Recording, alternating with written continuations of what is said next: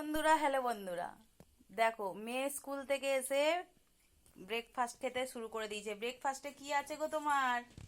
Dahlia, ডালিয়াটা কি দিয়ে খাচ্ছো? ফুলকপি, আলু আর শিম আর আর ঘি।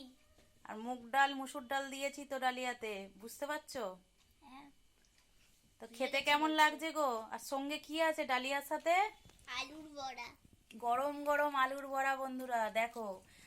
আর এই দেখো সিম দিয়েছি, মুগ ডাল মুসুর ডাল ফুলকপি আলু, আর সঙ্গে গরম ডালিয়াতে ঘি দিয়ে দিয়েছি।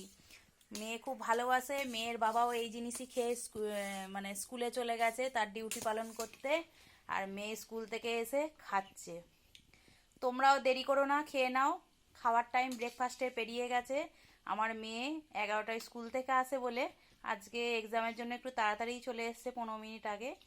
তো মেয়েকে দিলাম, আর আমার কিছুটা আলু বড়া ভাজছি, আমিও খেয়ে নেব এখন। তো চলো বন্ধুরা, দুপুরে টাটা। আসছি আবার।